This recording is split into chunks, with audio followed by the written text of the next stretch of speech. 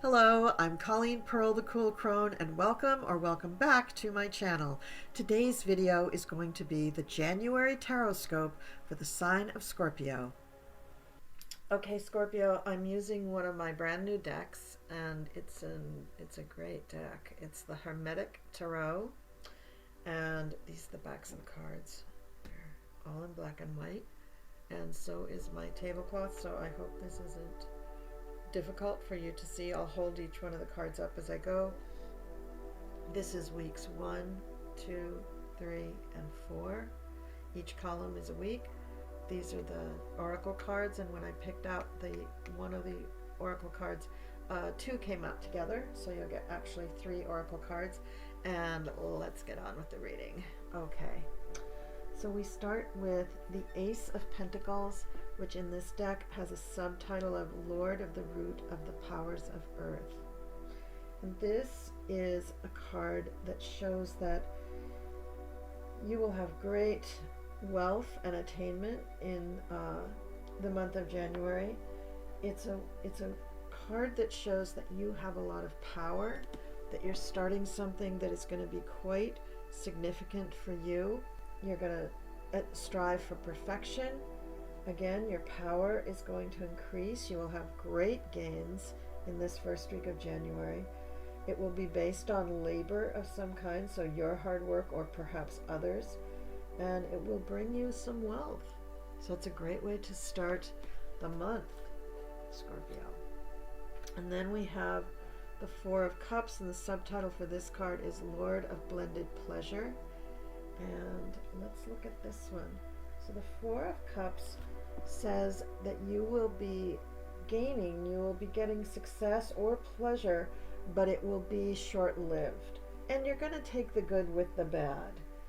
There is a specific period of happiness, and maybe it is just this first week of January, but things that are happening in this week will happen with a swiftness, and you will be looking or hunting for what it is that you're trying to work at, buy, sell, create, manifest. You're hunting for it. And there could be a situation where you try to attain this thing, this product, this attribute, this characteristic, whatever it is, by actually taking it from someone else or challenging someone else to hold on to it while you try to take it. Very interesting. There's a bit of injustice associated with this card. It is a card ruled by the moon, ruled by Cancer. As you can see, Cancer very clearly in the top of the card, and the moon, the inverted moon symbol. And you can see that the wealth of the card, the flower, is actually dripping water into the cups. And the first set of cups near the top get filled to overflowing, and the bottom set of the cups do not overflow. So that's what I mean. This is symbolizing a specific period of time where you have an abundance of prosperity or success. And then we have the King of Wands, and the King of Wands is a somewhat violent guy. His card looks a little bit like the Chariot in most tarot card decks because he is driving a chariot, but this is a card that is ruled by earth and air. So the king that is indicated in this card is most likely you, even though you're a water sign, Scorpio, but I feel that your power in this first week of January is really stupendous, and that you will be taking action very swiftly and very strong. Be careful. This card says that it can be rather violent. Now, violent can mean that something happened in a sudden way, almost as an attack, but it doesn't have to be a bloody attack or a physical attack, but it happened in a very sudden way. So let's hope that that's what is indicated by these cards right here. And that's the first week in January. And then for the second week of January, we start with the Queen of Cups. And this is just the opposite of the King of Wands. The Queen of Cups is imaginative, poetic, kind, coquettish, good-natured. She has all the water signs around her. The animal here coming out of the cup is not a Scorpio. It's actually meant to be a crayfish, and it's actually meant to symbolize Cancer. Okay, that's as good as it can get. And what else can I tell you about this card? Well, if you are this card, Scorpio, then you are really, you have a very shrewd mind, because we have the symbol for Thoth here, the ibis. That's a symbol of somebody who is very meticulous, good at calculations, really good at math, and still in all, she is a water sign, so she still has those intuitive, healing, psychic, compassionate abilities within her. So that's probably you, Scorpio, and that begins the second week of January. And then we have the Eight of Swords, and the Eight of Swords indicates that there is, in this deck, the subtitle for this is the Lord of Shortened Force. And the subtitle for the Queen of Cups was Queen of the Thrones of Water. So for the Lord of Shortened Force, this is a card that says that you could be acting with excessive force, meaning that you may not be hurting someone, not that kind of force, but there's too much attention to detail here, and you're missing the bigger picture, or you're forgetting the reasons why you started the project in the first place. It could indicate malice, pettiness. It could make you domineering. It could mean that because you're not paying attention to the big picture, some things you may be able to handle very easily, and other things may be very, very difficult or just become chaotic. It does show, though, that in general, this is a period of time where you're generous, clever, intense, acute, a little bit selfish, and not with much emotion or affection for the people that surround you. So it's meaning that you're just really focused on the tasks, Scorpio, and you're kind of forgetting about everybody else's feelings. So the second week, I think the wheels start to come off of this project, whatever's going on. But then we have the Wheel of Fortune, and the subtitle for the Wheel of Fortune is the Lord of the Forces of Life. And this card is a little different than what we're used to seeing in a Rider-Waite deck. It does not have any animals on it. It has a Sphinx at the top, and it has the swords pointing to the top, and then it has a Jupiter symbol on a cushion at the bottom of the card.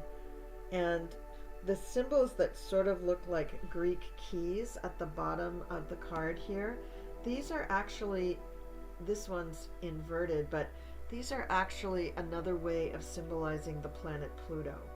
So Pluto is karma and transformation, so there's a lot going on in this card. Also, the letters going around the circle spell tarot without the ending T. So very interesting. This wheel kind of imitates the zodiac wheel that everybody's familiar with.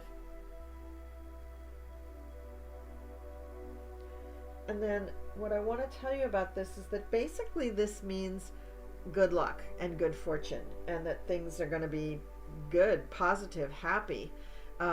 So coming up to the second week of the end of the second week of January, which is when Mercury goes retrograde, things actually are looking pretty good. So I think you go through and kind of right the wrongs, Scorpio, because you start out gangbusters here, this is pretty good, and then we begin to see that things are not so great, and then you get pushy. You get really kind of belligerent about getting what you want and pushing things through, forcing things through to make them happen, King of Wands. And then the Queen of Cups, you have to pull way back because you sense, probably intuitively, that people are not loving what you're doing. And yet you continue with the Eight of Swords, really pushing things through without attention to detail, and that kind of throws that's when I said the wheels come off and things start to go a little bit haywire. And then of course Mercury goes retrograde, and that is also coincides with that. Now the third week begins with the card for Justice, which has the sign of Libra at the top and a bunch of yin-yangs. It's got Saturn and Venus in the scales trying to balance. So that's a benefic and a malefic trying to balance in the scales of justice. She also has a sword that she has pointed down towards her feet. So justice means that you're trying to reclaim balance. You're trying to get everything into balance, and you really should, because you've got the King of Wands and the Eight of Swords here, which are really kind of rubbing people the wrong way and making things difficult in whatever this project or business or relationship that you're trying to get off the ground. But the Justice card is saying that there is eternal justice, there is strength, fairness, there is equity, and there are good intentions there. So I think if people know you, if you're surrounding yourself with people who you've had history with before, then they'll know that your intentions are good, and they won't judge you too harshly for just, kind of like forcing it. It's like the image that I get is like trying to put a round peg through a square hole. Like it's just not going to fit, and you just keep pushing, trying to make that happen. The next card we have is the Foolish Man, and with that we have the symbol for air here. It's the very beginning of a new chapter. We have the sun. It's a beautiful spring day. He's holding a flower indicating spring. He's holding this wolf. Now this is very different than the normal Rider-Waite cards. He's holding the wolf with a leash. I don't know if you can see that or not. There's a leash there, and you're thinking, my God, he just has this little flimsy leash, and this is an actual wolf who's like ready to rip him to shreds. You've got the symbol for Pluto here, again meaning transformation, rebirth, and karma. This is his package, his little satchel of stuff. And he's obviously on the precipice of a cliff overlooking a, like an ocean or something like that. So this is the beginnings of a new project or a new way of working on this original project, because Mercury's retrograde, so you're probably going to backtrack and try to restart, which you can do during Mercury retrograde. It's fine to restart something. So this card in general represents idea, thought, sensitivity, the flesh, eternal life, spirituality, initiative, folly, foolishness.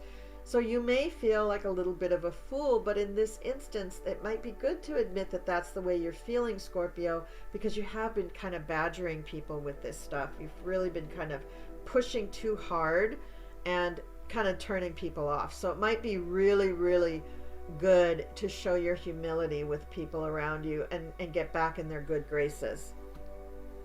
And then we have the Knight of Pentacles, which is a really interesting card and not a very well, it's not a super interesting card, but it's just a very simple card, I'll say. But the imagery on it is just amazing. So with the imagery on it, we have the symbol for water and the symbol for fire at the top. He's holding a hexagram, right, on his, I don't know what that is, baton or something. And then we have the stag with these huge antlers, indicating that this is a very, very mature stag with wings coming off its head. Then here's the hexagram again on his shield. Here's another shield that he's holding. He's on a horse. We've got the symbols for Virgo here. I don't know if that's a symbol for Leo or the North Node, but it's probably Leo, Virgo symbols right there. His horse is wearing a blanket with some kind of pattern on it, and then down below in the field, he's walking through a field that's just literally pushing up corn in the corner of the card. The subtitle for this card is Lord of the Wild and Fertile Land. So the Knight of Pentacles is an earth sign, definitely, who is bringing about fertility, bringing about fruition of the crops. And what his card really says is that he is clever but patient and methodical. He is somewhat dull. He does not move fast. He's laborious. He's slow, but you can count on him. He is very, very reliable. So I think you're getting back in people's good graces by toning down the excitement and becoming a little more dull and reliable for the people around you. Again, engendering better trust with your friends. And then we have the Chariot, and the Chariot shows the symbol for Cancer at the top. What's the subtitle? The subtitle of this is Lord of the Triumph of Light. It's got a crab down at the bottom of the card too. It's got the two sphinxes holding up 4 pillars instead of 2, Yakin and Boaz, and you've got a symbol, a shield here. And then one of the things that they said about this card is that the armor on this figure,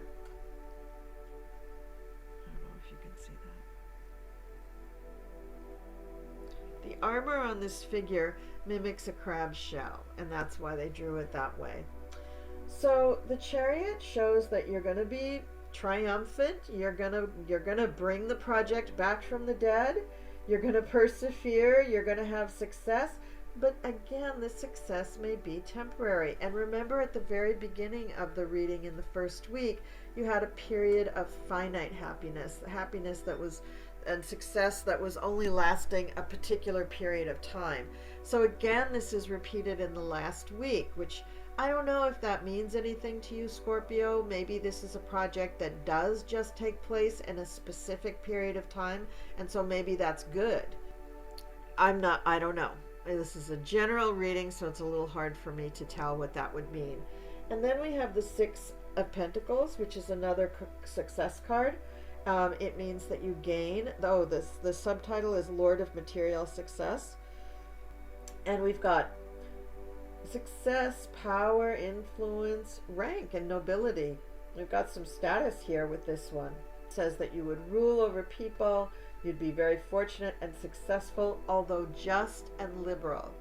So here you are taking care of your people. So probably you are employing, or at the very least working with, a team of people who love you and who respect you, again now, and who you want to take care of. And the 6 of Pentacles says, indeed, you will take care of them. And in fact, the final card, the Empress, is all about nurturing. It also has the sign of Libra, just like the Justice card at the very top. But then it's got the symbol for Venus just above her head. The 12 stars in the top of the card indicate the 12 zodiac signs. And this is the card for really Venus, the goddess Venus, or Aphrodite. And these spirals are to indicate that even though they are fire, this part of the spiral is water, or looking like waves, that she was born out of the waves. And at the very bottom here, we have this inverted moon. Just hold it up there. You have that inverted moon, if you can see that there. And then this is a black eagle, indicating power and strength and luxury. So you end up the month of January, Scorpio, with pleasure, success, good action, luxury, very happy, beauty. You're just rocking it. You're scoring in every area you can think of. Now, the Oracle card, I'm going to read the Astrology Oracle card that I pulled for you first. It is Taurus, I have. So in this instance, Scorpio, you're getting your opposite sign, Taurus, which is all about security and determination and stick-to-itiveness. It's an earth sign. So it's really correlating to the idea that you will be able to hang on to what you make. I really don't see that there's any kind of a loss with this project that you go into. I see that you are able to hang on to the resources that you acquire and use them wisely. And then I just want to say here, the Fire Fairy brings creative action and optimism. This is from the Collette Reid Wisdom of the Avalon Oracle cards.